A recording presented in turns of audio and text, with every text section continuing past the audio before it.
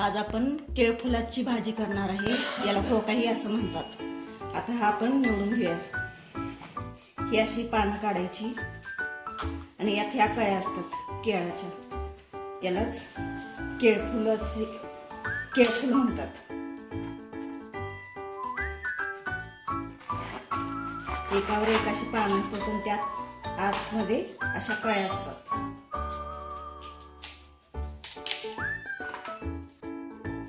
आपण वरची पानं काढलेली आहेत. आता हा कोवळा भाग राहिलेला असतो, हा असंच ठेवायचा. आता आपण केळफूल निवडून घेऊया.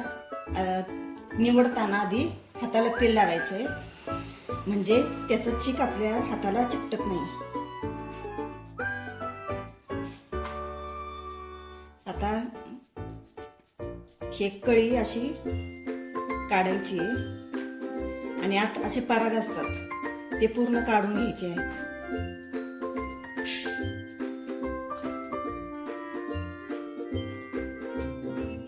आणि हा पापुद्रा असतो छोटा, तो पण काढायचा आहे.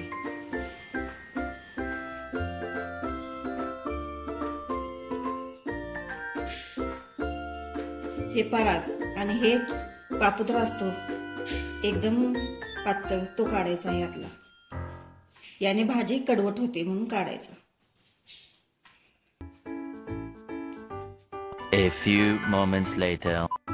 केळफुलाची भाजी निवडून झालेली आहे. आता ही चिरून घेऊया आणि हा कोवळा भाग असतो तो काकडीसारखा कोचून घ्यायचा आहे आणि ही पानं टाकून द्यायची आहेत. परातमध्ये पाणी घेतलेलं आहे, त्याच्यामध्ये मीठ घालूया. हे पाणी भाजी धुवायसाठी घेतलेलं आहे, म्हणजे भाजी चिरतच ह्या पाण्यामध्ये घालायची, म्हणजे काळी पडत नाही.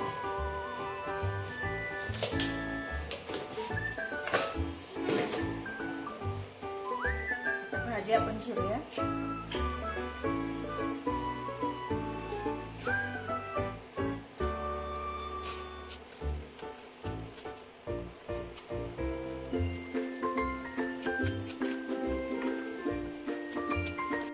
आता हे पाण्यातनं केळफूल आपण काढून घेऊया. मीठ अशाबद्दल घातले काळपटपणा जातो त्याचा आणि चीकही निघून जातो.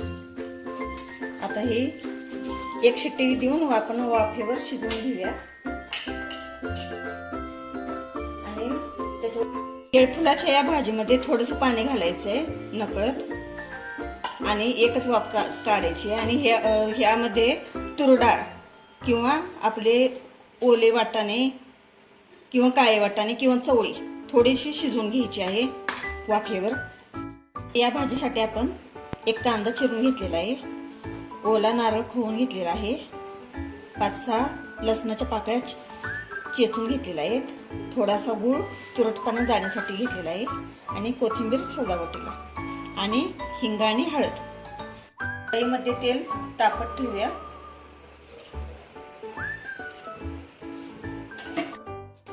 तेल तापलेलं आहे. आता त्यामध्ये आपण जिरं घालूया. त्यानंतर लगेच कांदा करूया.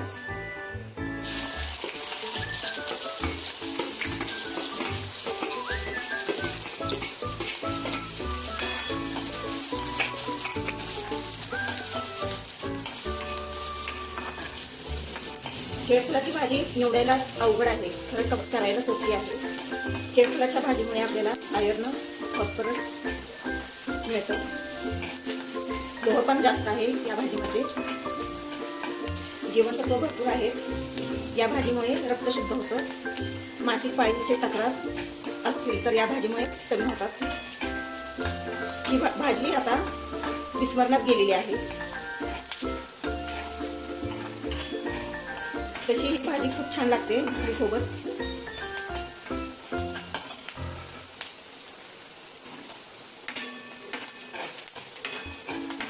आता यामध्ये लसूण घालूया.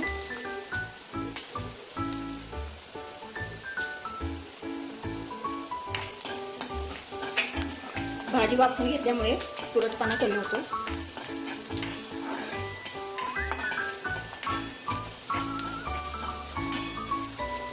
आता थोडीशी हळद घालूया.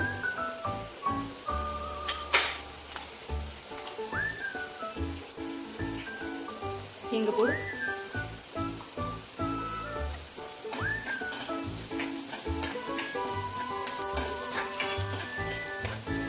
आता खेळफुलाची भाजी घालूया.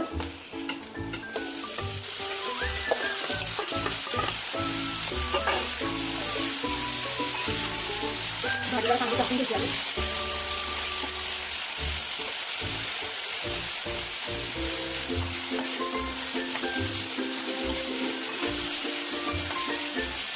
शिजवलेले तूर डाळ आणि हरभरा घालूया.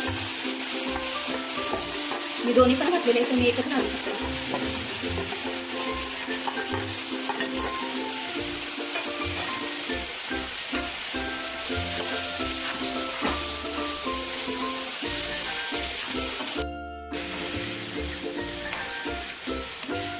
भाजी परतून झालेली आहे. आता त्यामध्ये तिखट घालूया.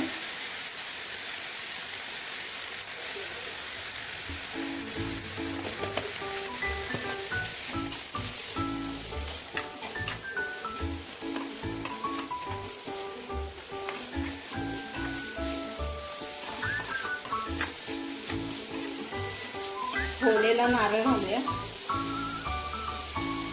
नारळाऐवजी तुम्ही शेंगदाण्याचा कूट मोठा मोठा घातला तरी चालेल.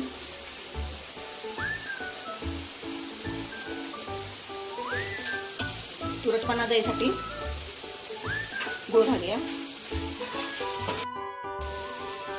चवीपुरतं मीठ घालूया.